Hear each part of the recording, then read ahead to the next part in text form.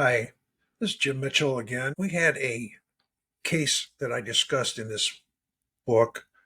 It was chapter 6, page 101. It was a homicide case involving a 21-year-old housewife who was 9 months pregnant.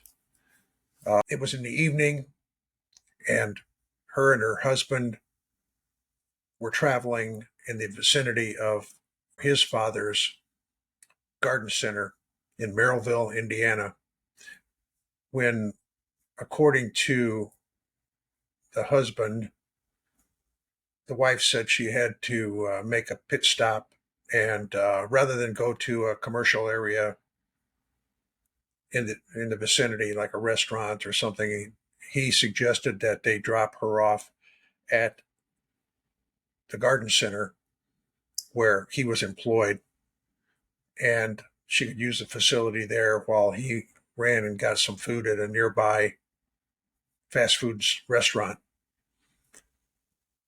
So, according to him, he dropped her off, watched her go into the facility, and he headed out and went and got some cold drinks and some sandwiches at a nearby restaurant, a carry out. When he returned, he went into the business and discovered her body, that she had been killed. He called the police, and the police responded, and the man was very distraught. In any case, they launched an investigation. He gave his version of the story to the police, and they started checking it out. One of the officers investigating the case noticed there were two sets of footprints in pools of blood near the body. This became critical in the subsequent trial after an arrest was made, and I'll get to that in a few minutes.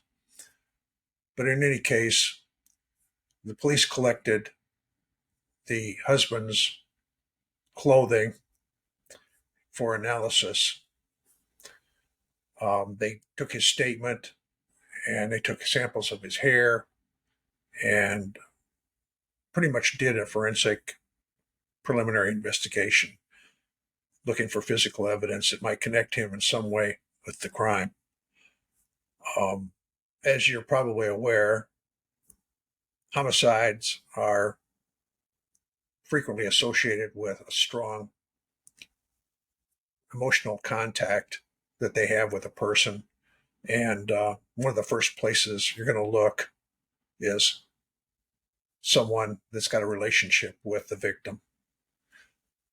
In this case, it was the husband. The story, although it sounded logical, it appeared a little bit weak because there were no witnesses that we could bring forward to verify his account of what happened. As we got into the case, the pathology reported that the cause of death was a skull fracture. The girl had been shot 7 times with a small caliber, 25 caliber automatic round.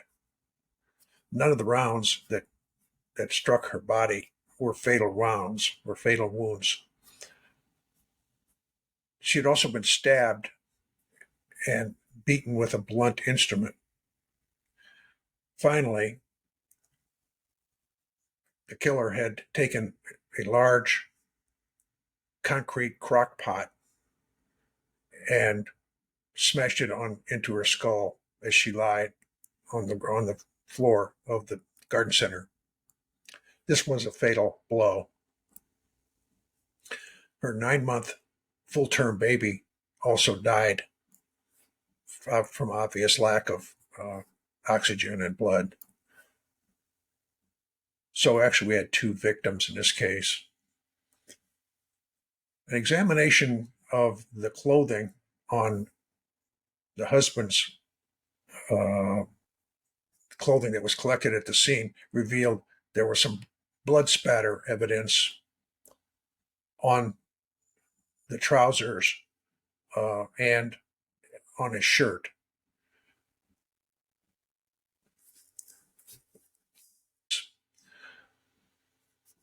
There was an emergence of new science involving blood spatter examination, and a renowned blood spatter analysis expert named Herbert Macdonnell, that's Macdonnell,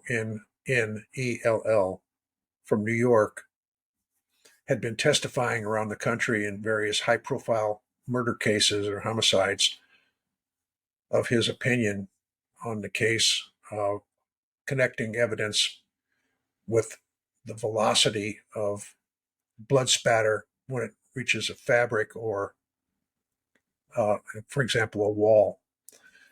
And based on the size of the blood spatter, you could determine whether it was high velocity or low velocity blood spatters. In other words, was the murder caused by someone hitting someone with a baseball bat, or was it somebody being shot? Obviously, being shot involves more of a higher impact on higher velocity, less smaller blood spatter indications. That's kind of the gist of what Professor Macdonnell was discussing in his presentations. He'd also written a book, and he had started a class for law enforcement people to teach them a 40-hour course in the analysis of blood spatter. So I had just started working with the prosecutor's office around this time. This was about 1980. And when the case started pointing to the husband, Jim Olszewski, the prosecuting attorney in this case, had contacted Professor Macdonnell and asked him to conduct an analysis of the clothing that had been collected at the scene. Macdonnell looked at the evidence and determined that indeed there was, in his opinion, blood spatter, both high velocity and low velocity, indicating that the husband had been at the scene when the murder took place. So this kind of punched a hole in his alibi and his story, and seemed to be very valuable evidence to move forward with the prosecution of the husband, which we did. Now, how I entered into this case was as an employee of the prosecutor's office. My job was to assist Mr. Olszewski in whatever he needed to accomplish getting Macdonnell into town and making arrangements for him to get what he needed to do to make his presentation in court. In this case, I had picked him up at O'Hare International Airport, and we had driven back down to our county seat, which was in Maryville, Indiana. And we were told by Macdonnell that he needed some equipment, and he also needed me to transport him to a hospital where he wanted to draw a vial of blood that he would be using in a court demonstration the following day. So we did this. I took him to the hospital, and he'd done this dozens of times before, and he told the staff what he wanted, and they complied and got him a a technician came out, and they drew his blood, and they gave him the vial, and I guess he settled up with them right there at the scene. In any case, he explained to me that he would need some blotter, paper, and some other equipment, and he would make his presentation in court the following day. He went over his testimony with Jim Olszewski that evening before the trial, and the next day in court, I kind of sat fascinated watching this guy testify. He actually got up on a chair in the witness stand and stood high above the floor, and with an eyedropper in the vial of blood that had been drawn from his arm, he demonstrated how blood spatter just falling off of from the dropper down to the floor, approximately 6 to 7 feet, how it would react and the kind of splatter it would make. And from this, he extrapolated what the blood spatter would have looked like had it been a high impact. It would have shown much smaller splatter, almost like a misting against a surface, either fabric or a painted surface. Very convincing evidence. And in any case, the jury subsequently got the case. The judge gave them instructions, and they came back with a verdict. It took them about 2 days, and finally they indicated to the judge that they were hopelessly deadlocked. We had 11-1 to convict and to find him guilty of murder. And the judge asked them to go back and see if they could come to a verdict, and they did not. So ultimately, he declared a mistrial. A decision was then made by Jim Olszewski to try the case again and start over again. And the defense moved for a change of venue to another county because of all the adverse publicity. And the judge granted that motion. So now we went to Tippecanoe County, which is Lafayette, Indiana, about 100 miles south of where we worked. And the trial was scheduled for 6 months later, somewhere in early 1981. So we did a rinse and repeat. Macdonnell came back out, picked him up at the airport, drove him back down to Tippecanoe County, where we went through the same routine again, collected the material we needed, took him to the hospital, got the blood sample drawn. In the meantime, it's kind of like a 2-hour drive from O'Hare Airport, maybe 2.5, down to Tippecanoe County. And you got a lot of time to talk. So I engaged with Professor Macdonnell during these times and find out what a quite interesting man he was. And I mistakenly, occasionally referred to him as Dr. Macdonnell, and he always corrected me. He said, "I'm not a doctor, I'm a professor." And I also kind of slipped up and I call him McDonald. And he says, my name is Macdonnell, not McDonald. And he was very emphatic about being called Professor Macdonnell. So I learned real quick. I had to be careful of how I conversed with him. But he was a quirky guy. And I noticed at one point he had 2 watches on his hand, one on each wrist. And I couldn't help but ask. He saw me looking at it, and he says, I see that you notice that I've got 2 watches. And I says, yeah. I said, I don't understand. Why do you wear 2 watches? He says, well, why do you only wear one? And now I really had a hard time answering that, but that's the kind of quirky guy he was. He was very witty, and you don't know where he's coming from next. You never knew. Very unpredictable, let's put it this way. But the juries loved him, and the judges loved him, and he was quite famous. He had testified later on in the O.J. Simpson trial. Actually, he testified for the defense.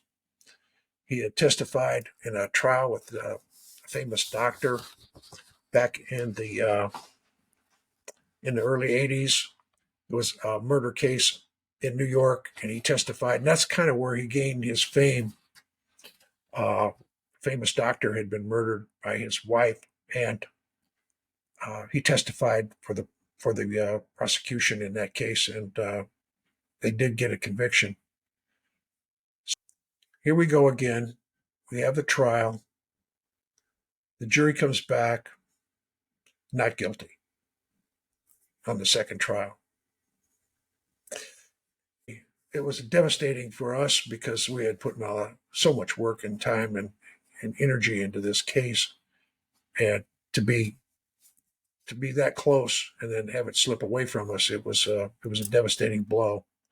But I stayed in touch with Professor Macdonnell for a couple of years, and then I kind of followed his career, and he was gaining in notoriety throughout the country, and he was putting on international workshops all over the world with this blood spatter analysis, and being quite successful. Uh, and then I lost track of him. It slipped away, and I retired, and I wrote books and did other things. And the other day, I started thinking, I wonder what happened to Professor Macdonnell. So I started looking, did the Google thing, and sure enough, I found him. And to my surprise, astonishment, found out he had been arrested. Been arrested for sexual abuse of two young females, one 11, one 16, that had been associated with his classwork. And I don't know in what regard, but in any case, he subsequently pled guilty. Now, he was 84 or 85 years old when he was arrested. And this was in 2018. So I read a little further into the article. And the article, by the way, I'm going to quote from is by Leora Smith. It was written on December 13th, 2018, entitled How a Dubious Forensic Science Spread Like a Virus by Leona Smith. Very interesting kind of a front-to-back story about Herbert Macdonnell, his early work, his training, his background, his cases, with a little bit of a slant towards skepticism about the science, which is fine.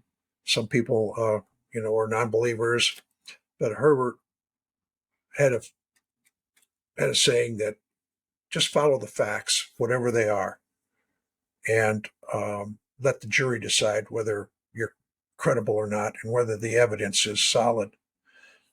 And quite frankly, most of the time, his testimony prevailed.